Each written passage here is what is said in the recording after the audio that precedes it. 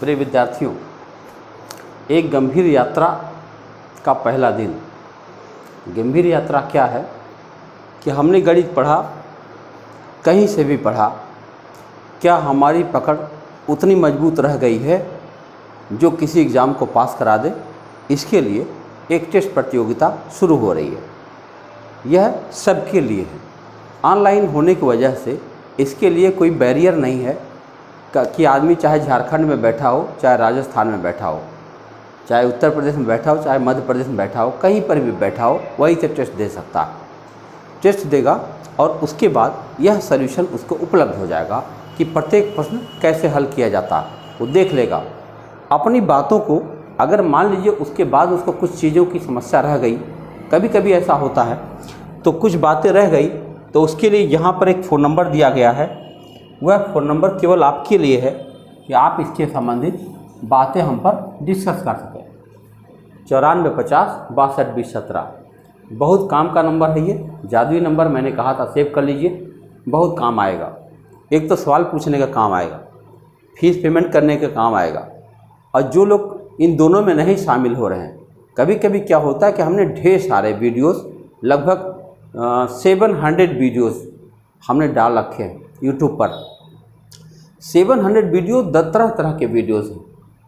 अब आप कल्पना करो कि 700 वीडियोस बनाने में समय कितना लगता होगा, देखिएगा। और वो मैंने एक तरह से लोगों की भलाई के लिए डाल रखे हैं कि लोग उसको पढ़ें, उसका लाभ उठाएं और उससे अपने जो लक्ष्य है उसको प्राप्त करें। अब इस लक्ष्य को प्राप्त जब करते हैं तो उनके मन में फीलिंग आती है, यार यहाँ से मैंने यह वीडियो देखा था और उसका मुझे बहुत लाभ मिला, तो क्यों ना इस नंबर पर थोड़ा योगदान कर दें। वह योगदान आपकी अपनी मर्जी से जो आपकी इच्छा है कर सकते हैं। ठीक है, ऐसा होता है कभी कभी मन में आता है कि जैसे हम लोग कहीं बैठते हैं, चाय पी लेते हैं। चाय पी लिए, 4 लोग मिलकर के 100 रुपये अपने ख़त्म हो गए, थोड़ा सा नाश्ता कर लिया। वह 100 रुपया एक बहुत छोटी रकम है, लेकिन बताऊं, अगर 100 लोगों ने 100 रुपये दिया तो 10,000 होता है। बात समझ रहे? तो ये ऐसा इसलिए मैं कह रहा हूँ कि मैं यह चाहता हूँ कि फालतू पैसे जाने की वजह से कि ऐसी जगह पर जाएं जिसका कोई लाभ मिले। आप उसका खुद लाभ उठाएं, अपने दोस्तों को उसमें शामिल करें और एक कारवां चलाइए। मेरा जो अपना स्वभाव है, मैं आपके लिए फुल डेडिकेटेड पर्सन। डेडिकेशन का मतलब ये हुआ कि जब मैं शुरू कर दिया तो शुरू कर दिया, अब ये चलता ही रहेगा। और इतने क्वेश्चन आपको रोज़ मिलते रहेंगे और मिलते रहेंगे, टेस्ट होता रहेगा और एक अच्छा प्रेफरेंस, अच्छी तैयारी आपकी तैयार हो जाएगी। तो चलिए देखते हैं आज जो टेस्ट हुआ है उसका क्या परिणाम रहा और लोगों ने कैसे कैसे क्वेश्चन किए हैं। हमें सबका नंबर हमने देख लिया मान लीजिए। तो बहुत लोगों ने बहुत अच्छा प्रयास किया है, कुछ लोगों ने कम प्रयास किया है। तो आओ देखते हैं। पहला क्वेश्चन आपके पास ये रहा, लिखा हुआ है 27, यहाँ पर ध्यान से देखिए, 276, यह है 276, x है 1 और ये 1 है भाई। यह कह रहा 3 से विभाज्य है। अगर 3 से विभाज्य है तो x की जगह पे जो जो मान रखे जा सकते हैं उनका योग क्या हो जाएगा, जोड़ करके बताओ कितना हो जाएगा। आओ देखते हैं। आप जानते हैं 3 से विभाजित होने वाली संख्या का क्या स्वभाव होता है, उनके अंकों का जोड़ 3 से कटना चाहिए। तो चलो जोड़ते हैं। 2 और 7 9 और 6 15, 9 6 15 1 16, 16 हमारे पास हो चुका। अब 16 हमारे पास है। 16 के बाद जो संख्या 3 से कटने वाली है वो कौन है? 16 के बाद 18 है। 18 अगर हम चाहते हैं तो हमें 2 जोड़ना पड़ेगा। 18 के बाद 21 है। बोलो, 3 से कटने वाली संख्या 18 के बाद कौन है? 21 है। तो अगर 21 हमको लाना है तो 16 5 21, मुझे 5 जोड़ना पड़ेगा। 21 के बाद कौन है? 24 है। 24 अगर जोड़ना है तो मैं 8 लिखना पड़ेगा।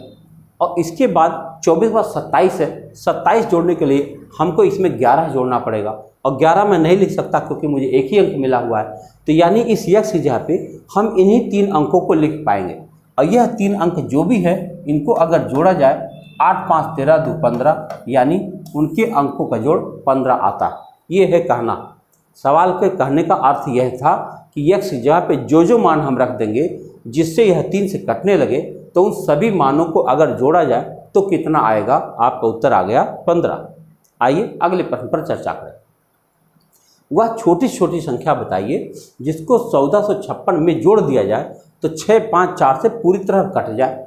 अब 6, 5, 4 से कटना है तो 6, 5, 4 का आपको लघुत्तम पता होना चाहिए। 6, 5, 4 का लघुत्तम क्या हो सकता है? देखो लघुत्तम निकालने के बहुत तरीके हैं। जैसे 5, 4 का लघुत्तम 20 होता है और 20 और 6 का लघुत्तम क्या होता है? ऐसी संख्या जो 20 से भी कट जाए और 6 से भी कट जाए। तो 20 दूना 40, 20 या 60, इनका लघुत्तम आ गया 60। अब जब लघुत्तम आ गया तो 1456 में अब इस लघुत्तम 60 से भाग देना चाहिए हमें, क्योंकि इस संख्या में कुछ जोड़ना है। इसका मतलब 1456 के बाद ले जाना, एक अधिक बार ले जाना पड़ेगा। और चेक करते हैं, 6 दूनी 12, 120 हो गया। अब यहाँ आया 5 और यहाँ आया 2, 256। अब देखो 6 चौक 24, अगर मैं 4 बार ले जाऊँ तो 6 चौक 24, 240 आएगा। तो शेष कुछ बचेगा, हमें शेष नहीं बचाना है, हमको इसके बाद वाली संख्या चाहिए। तो हम 5 बार ले जाएंगे और यहाँ हो जाएगा 300, यानी हमें ज़रूरत है 300। यह केवल 256 है। क्या मिला दें इसमें? उल्टा घटाइए, 10 में से 6 घटाएंगे 4, 9 में से 5 घटाएंगे 4। इसका मतलब हुआ अगर इस संख्या में हम 44 जोड़ दें, अगर इस 1456 में हम 44 जोड़ दें तो हमें जो संख्या प्राप्त हो जाएगी वह संख्या 60 से पूरी तरह विभाजित होगी और 60 से विभाजित होगी तो इन सबसे विभाजित होगी। हमारा उत्तर आ गया है सी। आइए आगे बढ़ते अगले सवाल की तरफ। निम्नलिखित में सबसे बड़ी भिन्न को ज्ञात कीजिए। ये आप भिन्न जरा देख लीजिए। ये लिखा है 5/11, ये लिखा है 3/15, ये लिखा है 12/11, ये लिखा है 4/7 और ये लिखा है 9/12। सबसे बड़ी भिन्न चाहिए। आप साफ साफ नज़र आ रहा है, कुछ करना ही नहीं पड़ा। हम अगर मान लो ऐसा न दिखता तो मैं दशमलव में निकालता इसको, लेकिन ये ऑलरेडी बड़ा, अंश बड़ा है। इससे बढ़िया और क्या हो सकता है? अपने आप यह बड़ा है, लगाने की आवश्यकता ही नहीं पड़ी। देख रहे हैं आप? तो सारे प्रश्न लगाने नहीं है, परीक्षाओं के सवाल ऐसे बनते हैं कि जब आपको चकमा दे देते हैं सवाल। लिखा है इस संख्या को न्यूनतम साधारण भिन्न में दर्शाएं। इसको लगाने का तरीका मैंने आपको बता रखा है कि दी गई संख्याओं को पहले बिना दशमलव के लिखिए। ये क्या है? 836। उसमें से जिस संख्या पर बार नहीं है उसे घटाए। ये लोग घटा दी। किस पर बार नहीं? 8 पर बार नहीं है, घटा दो। 836 में से 16 में से 4 घटाओगे 8 और ये हो जाएगा 828 अपान जितने अंकों पर बार है उतनी बार 9 लिखिए, और जितने अंकों पर बार नहीं है, 2 अंकों पर बार नहीं तो 2 बार 0 लिखिए। ये हमारा उत्तर आ चुका। अब हम इसे छोटा करेंगे, जितना जल्दी छोटा कर लेंगे हमारा उत्तर बन जाएगा। यही उत्तर हमको आना है 828/9900। क्यों छोटा करेंगे? हमारे पास विकल्प ही दिख रहा है, हमको आगे बढ़ना ही नहीं।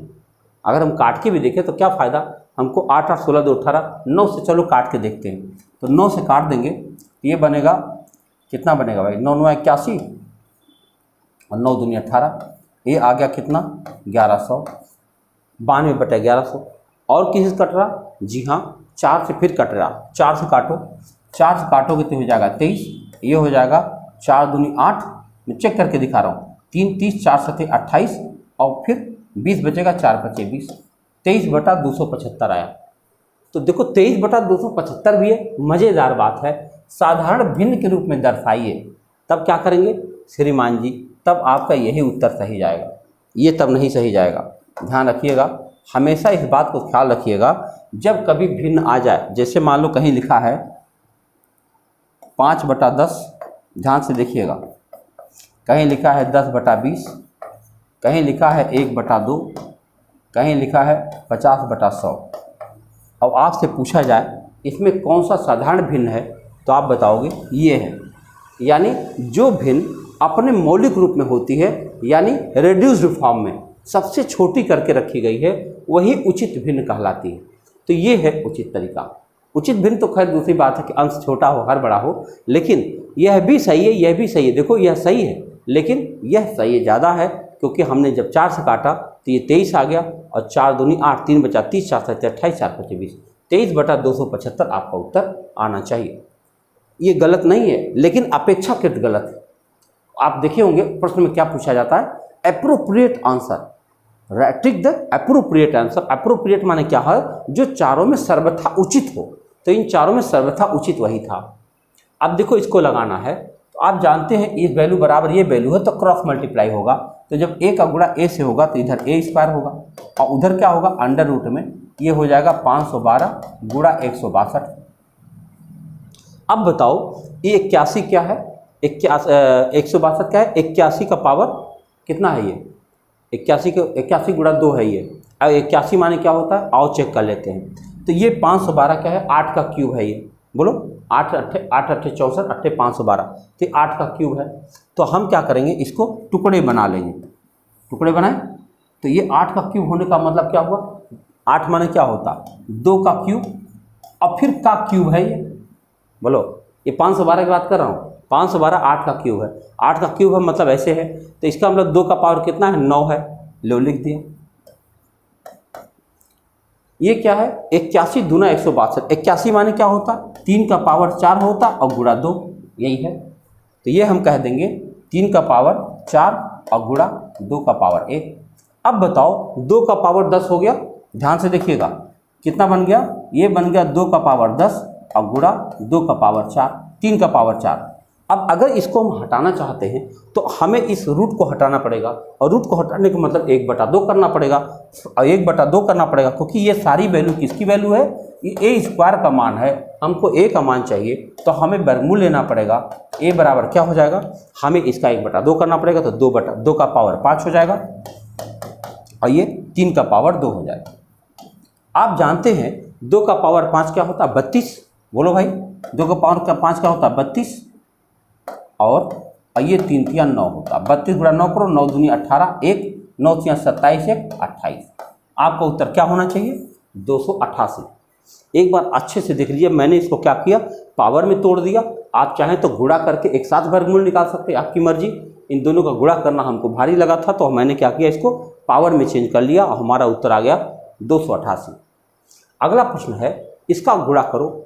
देखो भैया, जब किसी संख्या में 9999 संख्या से गुणा करना पड़ता है तो जितनी बार 9 दिखाई पड़ रहा है उतनी बार शून्य लगाकर और वही संख्या उसमें से घटा दिया जाता। क्यों घटाया जाता, मैं आपको समझा दूं। कारण क्या है, ये केवल सॉल्यूशन नहीं है, यह सॉल्यूशन ही नहीं है, यह गणित चल रही है। जैसे मान लो कोई संख्या है, मान लो 563 नई संख्या है, इसमें मुझको 999 से गुणा करना था, तो मैं इस 999 को 1000 - 1 लिख सकता हूँ। अब बताओ, अब हम इसको देखो अलजेब्रा की तरह गुणा कर रहे हैं, इसका गुणा पहले 1000 से होगा तो 563 और 000 होगा और माइनस 563 बन जाए 563। अगर मैं इसे घटा दूं तो यह गुणा कंप्लीट माना जाएगा। तो अब आपने क्या देखा कि इस संख्या 563 में जितने 9 से गुणा करना था उतना शून्य लगाकर यही 563 घटाया गया। तो यह एक नियम है, जितने सारी 9 वाली संख्याएं होती हैं उससे गुणा करने की। तो अब हमारे पास कितना है, 69696, 69696। अब हम क्या करेंगे, उसमें 4 बार 0 लगाएंगे और उसी में से 6969 और 6 घटा देंगे। अब जितना जल्दी आपका उत्तर आ जाए आओ घटाओ। तो 10 में से 6 घटाएंगे 4, 9 में से 9 घटाएंगे 0, 9 में से 6 घटाएंगे 3, 9 में से 6 घटाएंगे 9 में से 9 घटाएंगे 0 और 6 में से 6 घटाएंगे 0। वाह, 6 कहाँ बचा, 15 में से 6 घटाएंगे 9, यहाँ बचेगा 8 और बाकी 696 रहेगा ही रहेगा। तो 69 68 90, बताओ 69 68 90 304। देखो जरा इसको, डी विकल्प आपके सामने आ गए। करना क्या है, आपने देख लिया, आप इसकी जांच करोगे, कैलकुलेटर से भी चेक कर सकते हो बाद में। हालांकि अनुचित साधनों का प्रयोग ना करें तो ज़्यादा बेहतर होगा। आइए इस सवाल को देखते हैं। इसे जोड़ना है भैया जी, जोड़ना है तो एक तो नीचे आ रहा है, इसको ऊपर कर लिया जाए। इसको ऊपर कैसे कर सकते हो, इसको हम लोग परिमेयीकरण कर लेंगे। परिमेयीकरण आओ यहाँ करके दिखा दें। 1/3 माइनस √8 है, तो हम इसको गुणा कर देंगे 3 प्लस √8 से गुणा कर देंगे। अब क्या हो जाएगा, ये ऊपर बन जाएगा 3 प्लस √8 और नीचे क्या बन जाएगा, 9 में से 8 घटाओगे 1, बस हो गया। अब खाली चलो लगाएं तो हम ब्रैकेट खोलेंगे कैसे, अच्छा 8 को ऐसे लिख सकते, देखो 3 प्लस √8 फिर प्लस, इसकी जगह पर हम लिख सकते हैं 3 प्लस √8 फिर लिख देंगे 3 प्लस √8। अब फिर यहाँ माइनस होगा, ध्यान दीजिएगा, यहाँ पे दोनों माइनस हो जाएगा, 6 माइनस ये हो जाएगा 4√2। आओ हल किया जाए।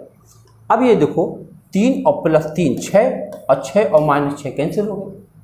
अब आप जानते हो इसको क्या कर सकते हैं, इसको कर सकते हैं 2√2। ये देखो क्या है 2√2 और ये है 2√2 और ये है -4√2। तो भाई ये दोनों जोड़ोगे तो 4√2 माइनस 4√2 हो जाएगा और दोनों कट के क्या बन जाएगा 0। आपका उत्तर क्या आ जाएगा 0। तो जिन लोगों को रूट से डर लगता है इन्हें जरूर देखिएगा, मज़ा आएगा।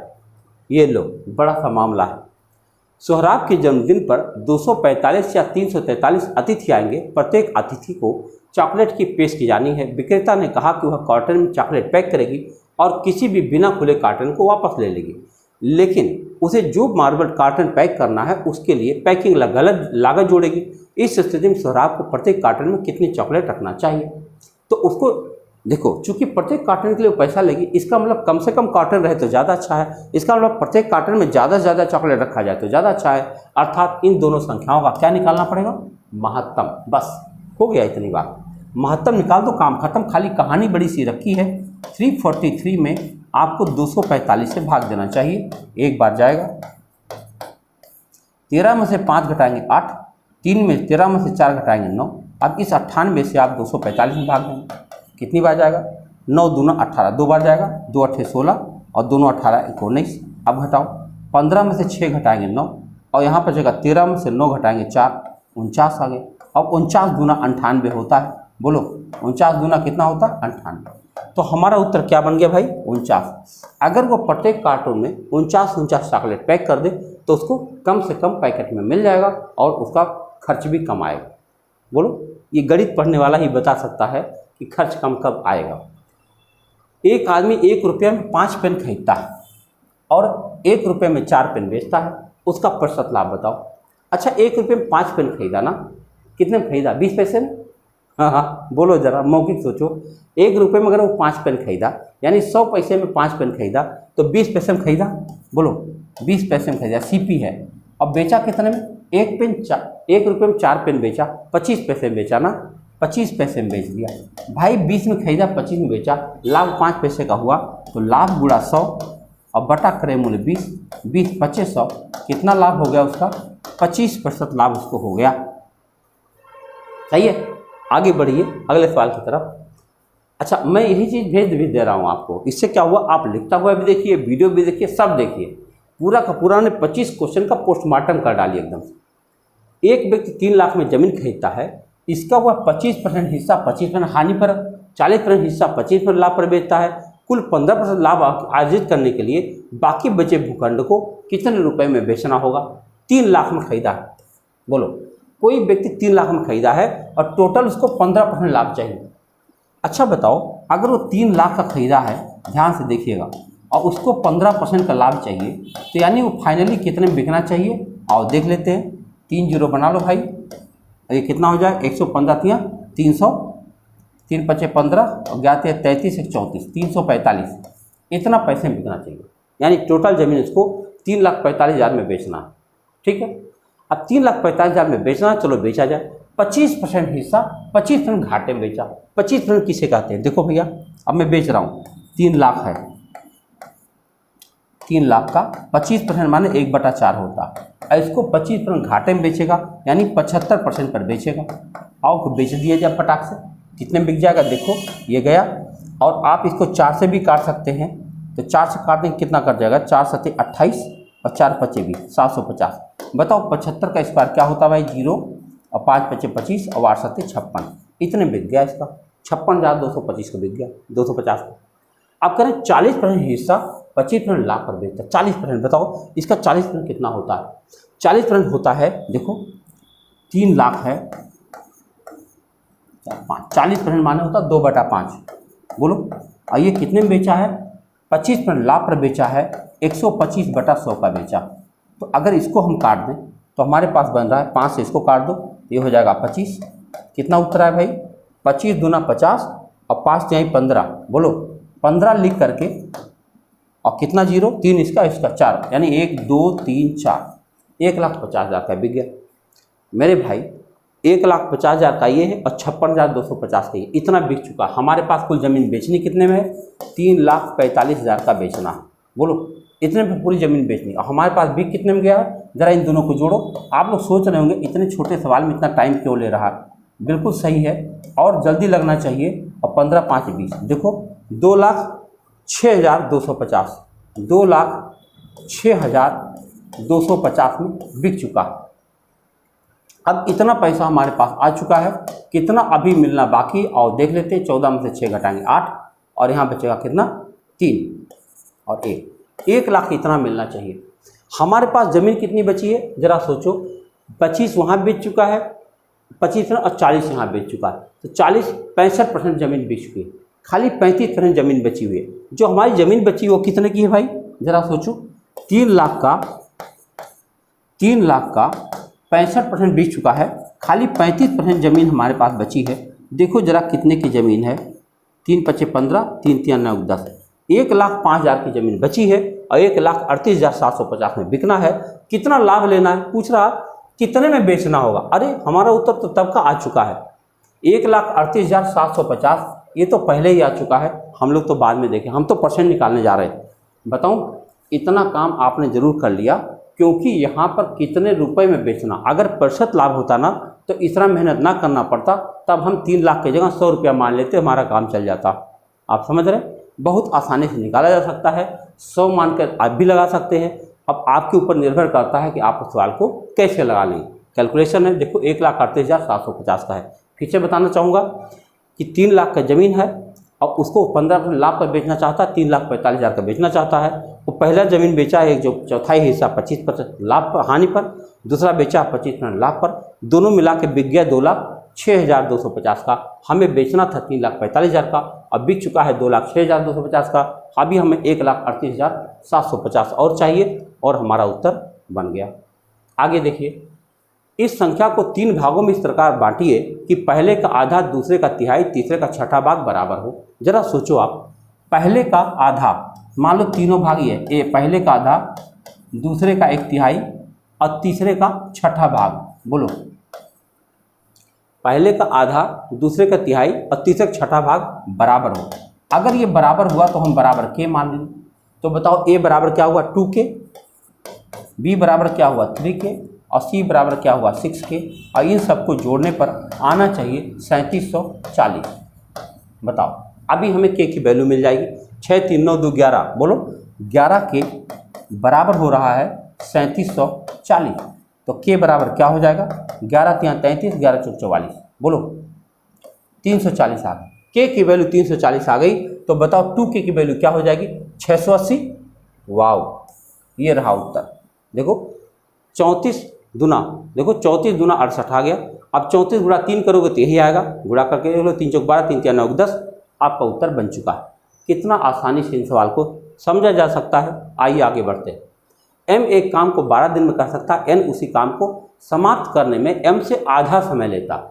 मतलब अगर ये 12 दिनों में कर सकता है और n उस काम को m से आधा समय कर लेता, माने 6 दिन में कर देगा, तो दोनों मिलकर कितना दिन में, तो दोनों मिलकर यह काम 1 दिन में कितना कर देंगे, 1 दिन में कितना करेंगे सोचो ज़रा।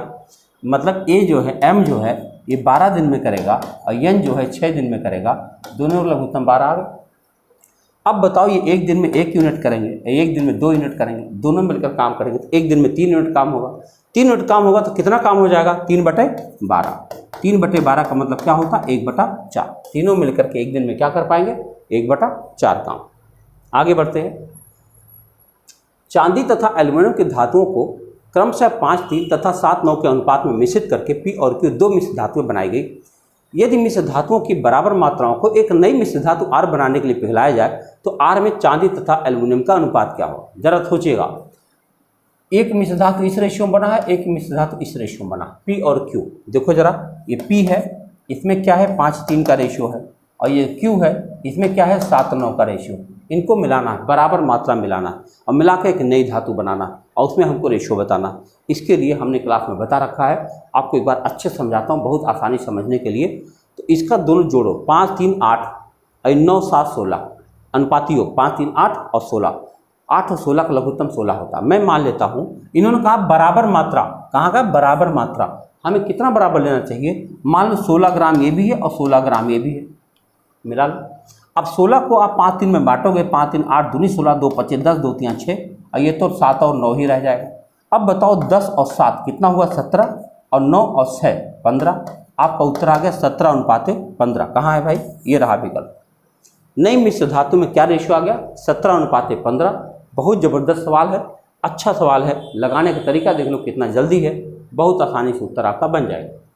एक पंप टैंक को 4 घंटे में भर देता है, परंतु रिसाव के कारण टैंक 5 घंटे में भरा जा रहा है, तो भरे हुए टैंक को खाली करने में कितना समय लगेगा? अच्छा एक बात बताओ, ए भरता है 4 घंटे में और ए भरता रहे और बी खाली करता रहे, तब 5 घंटा लगता है। लघुत्तम क्या आया? 20।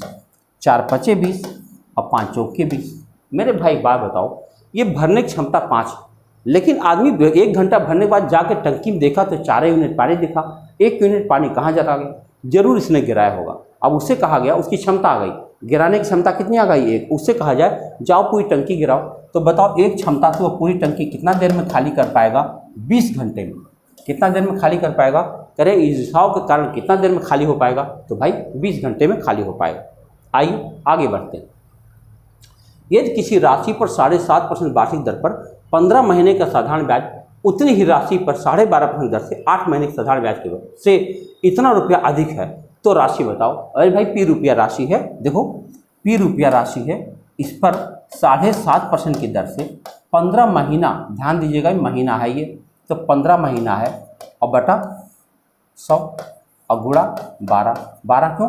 15 महीने को साल बना रहा हूँ, माइनस पी गुणा ये चलो कितना 12.5% की दर से और 8 महीना बटे 100 गुणा 12 और बराबर कितना है? 32 रुपया 50 पैसा। क्या यह बात आपको समझ में आई? बस यही हल कर दो, पी की वैल्यू आपकी उत्तर आ जाएगी। क्या कर सकते हैं जल्दी से, और जल्दी से करें तो पी बटा 1200 कामन ले लो आप, सबसे आसान तरीका। अगर आपने कामन कर दिया तो यहाँ कितना हो जाएगा?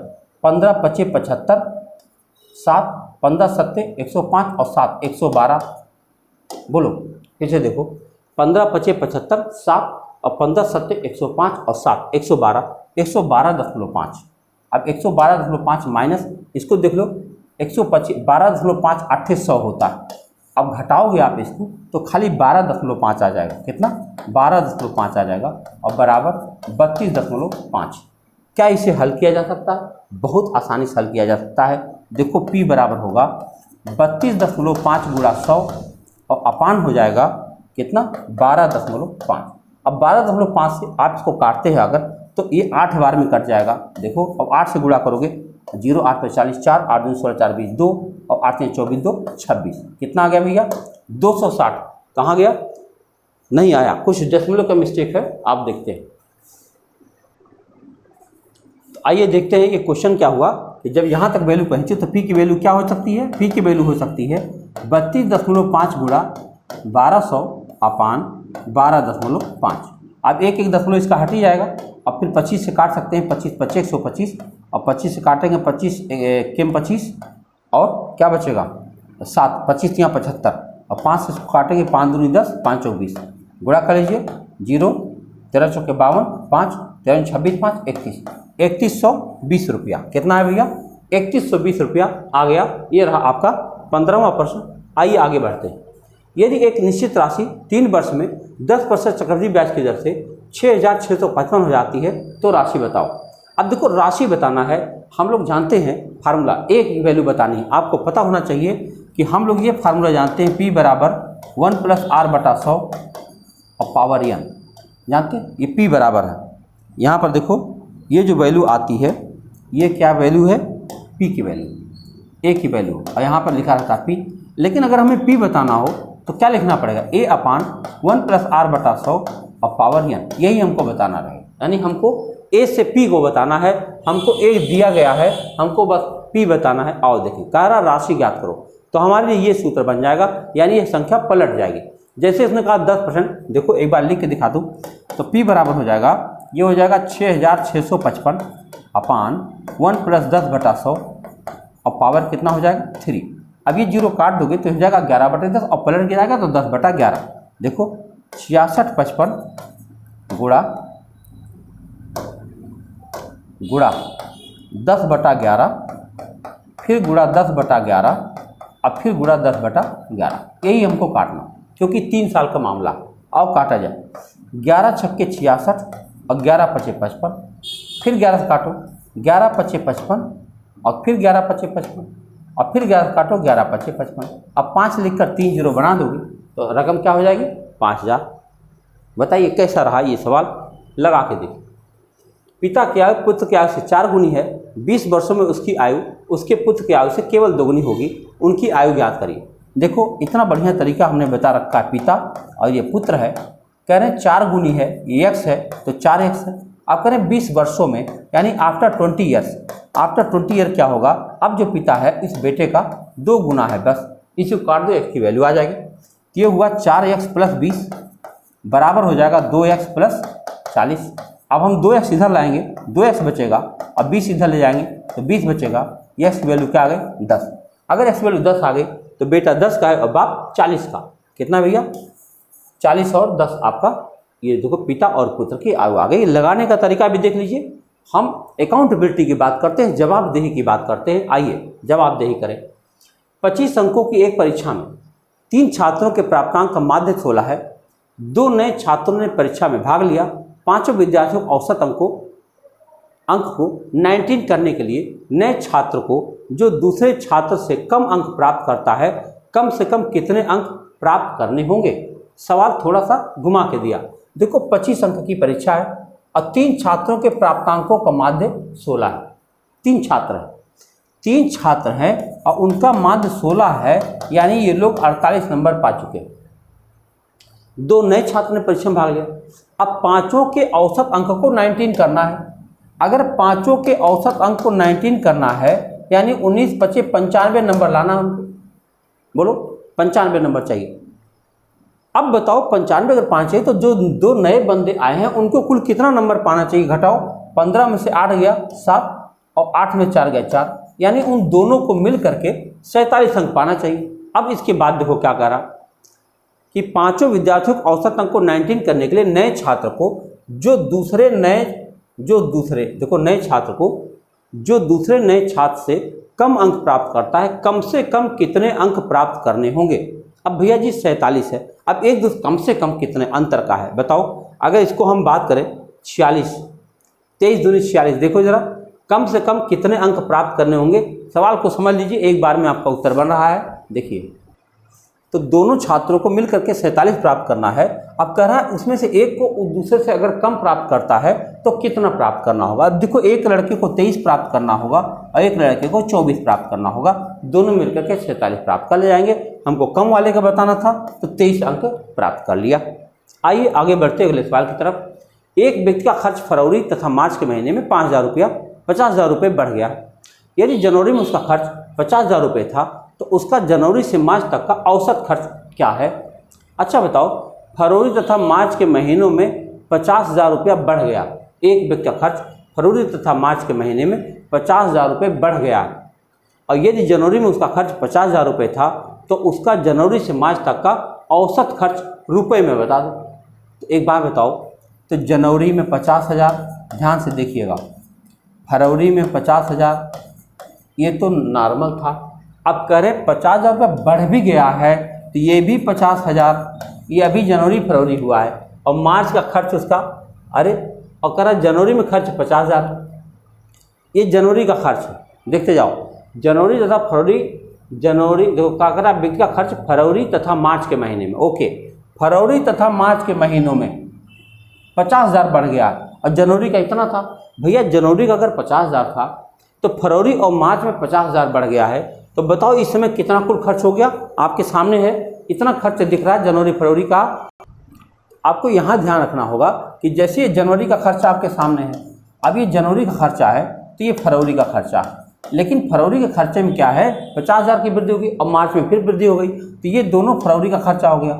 अब मार्च में आओगे तो मार्च का खर्चा कितना होना चाहिए था, अब उससे भी 50,000 ज़्यादा हो गया, यानी ये फरवरी में हुआ 1 लाख और फिर मार्च में कितना हो जाएगा 1.5 लाख हो जाएगा। बताओ मार्च में फिर कितना हो जाएगा 1.5 लाख हो गया। देखो आप समझ पा रहे हैं, 50,000 रुपया बढ़ रहा है हर महीने 50,000, फरवरी और मार्च में हर महीने 50,000 बढ़ रहा। तो जनवरी में तो 50,000 खर्चा किया, तो फरवरी में 50,000 प्लस 50,000 1 लाख खर्चा किया और मार्च में उस 1 लाख में 50,000 वृद्धि हुआ, 1.5 लाख खर्चा हुआ। बताओ 3 महीने में कुल कितना खर्चा दिखाई पड़ रहा? देखो जरा 3 महीने में कितना खर्चा दिखाई दे रहा? 5 चौक 20, दो एक 3 लाख। अब बताओ 3 लाख, 3 महीने कुल खर्चा 3 लाख है, तो आप औसत निकालोगे तो क्या आ जाएगा, 1 महीने खर्चा आ जाएगा 1 लाख। सवाल को थोड़ा सा और, दरअसल अंग्रेजी भाषा में अगर ये होता, मैं बताऊं अंग्रेजी भाषा यहाँ बड़ा मायने रखती है। कई बार सवालों में आप महसूस करेंगे कि जो आपके मन में सोचा जा, क्योंकि पेपर बनता अंग्रेजी में और उसको बनाते हिंदी में। अब हमारे पास हिंदी मीडियम बच्चे हैं, बहुत समस्याएं आती हैं, कभी कभी समस्या आती है। इसका मतलब ये हुआ कि यहाँ पर लिखना चाहिए फरवरी तथा मार्च के महीनों में उनका खर्च क्रमशः 50,000 बढ़ गया। तो अब फरवरी में जो खर्चा होना था और उसके बाद उसका 50,000 बढ़ गया आगे, तो जनवरी में खर्चा हुआ 50,000, फरवरी में खर्चा हुआ 1 लाख, मार्च में खर्चा हुआ 1.5 लाख, कुल 3 लाख खर्चा हुआ 3 महीने में, और आप औसत निकाल दिए तो 1 लाख आ गया। आगे बढ़ते अगले सवाल की तरफ। महिमा को अपनी यात्रा सामान्य से 12 मिनट देरी से प्रारंभ करने के कारण गंतव्य पर पहुंचने में 45 मिनट प्रति घंटा पर के स्थान पर 54 किलोमीटर प्रति घंटा रफ्तार से जाना पड़ा। यात्रा के दौरान तय की गई दूरी बताओ। अब दूरी तो मालूम नहीं, बस इतना पता है कि अगर मान लो x किलोमीटर दूरी होती, मान लो हमने मान लिया दूरी x किलोमीटर है, तो x किलोमीटर दूरी को 45 साल चला जाए और उसी x किलोमीटर दूरी को 54 की चाल चला जाए, तो दोनों के बीच में 12 मिनट का फासला है, 12/60। बस इसी को हल कर दीजिए, आपका उत्तर आ जाए। तो 9 × 5 = 45, 9 × 6 = 54, कितना आ जाएगा भैया, 9 × 5 = 45, 9 × 6 = 54, 6 × 5 = 30, 3 × 27 = 270, लघुत्तम बताओ कै बार जाएगा, 6 बार, एक बार जाएगा 5 बार, बोलो, ये 1/5 हो जाएगा, हो जाएगा। अब आप इस 5 से इसको काट भी सकते हैं, 5 चौके 20, 5 × 5 = 25, 5 चौक 20, और ये 6x में से 5x घटाओ 1x आ जाएगा। बताओ 1x बराबर क्या आ गया, 54 किलोमीटर। कितना आ गया, 54 किलोमीटर आपका उत्तर आ गया। इतना छोटा मामला। आइए अगला सवाल। एक निश्चित दूरी को तय करते समय दो व्यक्तियों के चाल का अनुपात 18:12। दूरी तय करने में उनके द्वारा लिए गए समय का अनुपात क्या होगा। भैया 18:12 है, तो ये क्या कर सकते हो, 6 × 3 = 18 और 6 × 2 = 12, 3:2 का रेशियो है। आप जानते हैं कि अगर ये चाल का अनुपात है, चाल का अनुपात 3:2 आया है, तो आपको पता होना चाहिए समय का अनुपात उसका उल्टा होता है। कितना हो जाएगा, 2:3 हो जाएगा। इतना भी छोटा सवाल होता है, चाल और समय विलोमानुपाती होते हैं। 110 मीटर लंबी ट्रेन जिसकी गति 36 किलोमीटर प्रति घंटा है के अंतिम सिरे को एक खंबे को पार करने में 53 सेकंड का समय लगता है। अगर सिरे से खंबे से प्रारंभिक दूरी याद करिए, यानी ट्रेन की लंबाई याद करना है। बताओ, नहीं, 110 मीटर लंबी ट्रेन जिसकी गति 36 किलोमीटर प्रति घंटा के अंतिम सिरे को एक खंबे को पार करने में 53 सेकंड का समय लगता है, तो उसके अग्र सिरे को से खंबे की प्रारंभिक दूरी बताओ। अग्र सिरे से खंबे की प्रारंभिक दूरी बताओ। क्या सवाल है, एक खंबा है भाई, यानी खंबा जो है लंबा सा खंबा है ना, ऐसे खंबा पड़ा हुआ। गजब बात कह दिया, लंबी ट्रेन की लंबाई पता चल गई है। देखो अब कोई खंबा है, देखो कि अंतिम सिरे को, अंतिम सिरा में ट्रेन का अंतिम सिरा है, को एक खंबे को पार करने में 53 सेकंड का समय लग जाता है, तो उसके अग्र सिरे से खंबे की प्रारंभिक दूरी ज्ञात कीजिए। गजब बात कर रहे हैं, खंबा इस प्रकार से पड़ा हुआ है ज़मीन पर, यानी हमें इसकी दूरी चाहिए, क्योंकि हमारे पास 110 मीटर लंबी ट्रेन है और इसकी लंबाई हमें बिल्कुल नहीं पता, पूरी तरह इसको हमें पार करना है। 36 की रफ्तार, 53 सेकंड का समय लगेगा। बताओ, हमें जाना पड़ेगा 110 + x किलोमीटर, और आप जानते 36 किलोमीटर प्रति घंटा माने क्या होता है, 10 मीटर पर सेकंड होता है, और बराबर कितना समय लगना है, 53 सेकंड का समय लगना। बस अब ये 10 वहाँ जाएगा तो 530 हो जाएगा। 110 + x बराबर 530 होता है, तो x बराबर क्या हो जाए, घट जाएगा भाई, घटाओ, 3 में से 1 गया 2 और 5 में से 1 गया 4, 420 मीटर। अब यही जहाँ खंबा है, यकीन मान लीजिए तमाम सारे विद्यार्थी खंबा को ऐसे ही खड़ा रखेंगे, लेकिन जो अंतिम सिरा और प्रारंभिक सिरा बात कर रहा है, इसलिए आपका खंबा जमीन पर पड़ा हुआ। अब खंबा के जहाँ प्लेटफार्म लिख देता, पुल लिख देता, है कि नहीं। आओ देखते हैं। 100 मीटर और 120 मीटर लंबी दो रेलगाड़ियाँ क्रमशः 18 मीटर पर सेकंड और 15 मीटर पर सेकंड चाल से एक दूसरे की तरफ चलती हैं, कितने समय में एक दूसरे को पार कर लेंगे। देखो ये ट्रेन है, ये ट्रेन है 100 मीटर की, और ये ट्रेन है 120 मीटर की। इसकी चाल है 18 मीटर पर सेकंड और इसकी है 12 मीटर पर सेकंड। भाई जब एक दूसरे की तरफ चलती है तो कुल कितना चलना पड़ेगा, 100 + 120 यानी 220 मीटर चलना पड़ेगा। और चाल क्या हो जाएगी, 18 12 30, बोलो कितना पार करेगी, इतना। अब जरा काट दो, कितना सेकंड लगा, 3 × 7 = 21, एक बचेगा और 3 × 3 = 9, 7.3 सेकंड, 7.2 सेकंड आपका उत्तर बन जाए। 100 मीटर 120 मीटर, 18 मीटर और सॉरी ये 15 लिखा है, 18 15 33 होता है यार, बताओ। एक मिनट देख लो, हमने वहाँ तक देखा नहीं, देखो ज़रा, वो ये था 220 था ये, और ये 18 और 15 है, 8 5 13 33 हो जाएगा। 33 से आप इसको भाग देना है, इसको बताओ, 18 और 15 33 मीटर प्रति सेकंड चलेगी। तो 11 × 3 = 33 और 11 × 2 = 22, तो फिर आ जाएगा 3 × 18 3 × 18, तो ये आपका उत्तर हट जाएगा, इसकी जगह पे ये उत्तर आएगा 6.7 सेकंड, वहाँ पे 15 लिखा हुआ। आइए अगला प्रश्न देखिए। एक नाव शांत जल में गति 20 किलोमीटर प्रति घंटा है। यदि नाव धारा के विपरीत दिशा में 20 किलोमीटर की दूरी 4 घंटे में तय करे तो धारा की गति बताओ। देखो शांत जल में उसकी गति 20 किलोमीटर प्रति घंटा है। अब कह रहे हैं धारा के विपरीत 20 किलोमीटर दूरी को 4 घंटे में चली। अगर 20 किलोमीटर दूरी को 4 घंटे में चली है तो 4 × 5 = 20, यानी 5 किलोमीटर प्रति घंटा उसकी चाल आ पाई है। बताओ 20 किलोमीटर दूरी को 4 घंटे में तय कर पाई है, इसका मतलब हुआ कि विपरीत दिशा में 5 चल पा रही है, जबकि उसकी अपनी गति 20 है और चल पा रही 5, तो 15 कौन था भैया, बताओ, मेरी बात समझ पा रहे? उसकी गति 20 थी, अगर शांत जल होता तो 20 जाती, लेकिन धारा ने ऐसा विरोध किया तो 5 जा पाई, तो 15 उसके खट गए। इसका मतलब धारा उसकी क्या चल रही थी, 15 चल रही थी। आगे बढ़ते, आखिरी सवाल यह है आपका, किसी समचतुर्भुज की प्रत्येक भुजा की लंबाई 5 मीटर, समचतुर्भुज माने रोम्बस होता है, ये रहा 5 मीटर, तथा उसके एक विकर्ण की लंबाई 2.8 है, तो चतुर्भुज का क्षेत्रफल ज्ञात कीजिए। अब बताओ एक विकर्ण की लंबाई 2.8, मान लो इसका नाम हम 2.8 लिखते हैं और 2.8 लिखेंगे तो यहाँ से 1.4 हो जाएगा। बताओ जरा, क्या हमको यह विकर्ण मिल पाएगा कि नहीं मिल पाएगा?